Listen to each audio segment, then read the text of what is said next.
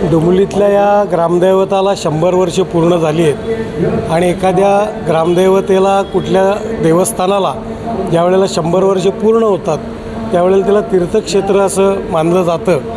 आणि या जुन्या ग्रामदैवतेला, डोंबिवलीतल्या सगळ्यात जुन्या ग्रामदैवतेचं जे काही जीर्णोद्धार चालू आहे, गाभाऱ्याचं गाभाऱ्यात चांदी बसवतो आहे आम्ही, त्याच्यानंतर इतरही काही सुशोभीकरण करतो आहे जे पुढच्या 100 वर्षासाठी, पुढच्या पिढीसाठी या मंदिराची आम्ही त्या प्रकारे त्याची योजना करतो आहे।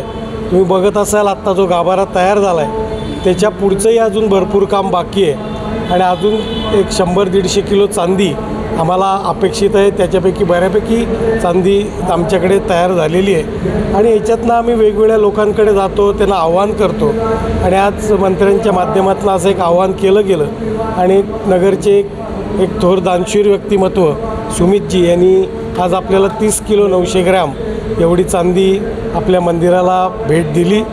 आज मंदिराच्या सर्व विश्वस्तांतर्फे आम्ही त्यांचे मनापासून आभार मानतो आणि ग्रामदेवतेच्या चरणी प्रार्थना करतो की त्यांना उदंड आशीर्वाद मिळू दे आणि त्यांची कामधंद्यात, त्यांच्या कुटुंबाला स्थैर्य ऐश्वर्य लाभू दे अशी गणपती बाप्पाच्या चरणी प्रार्थना करतो।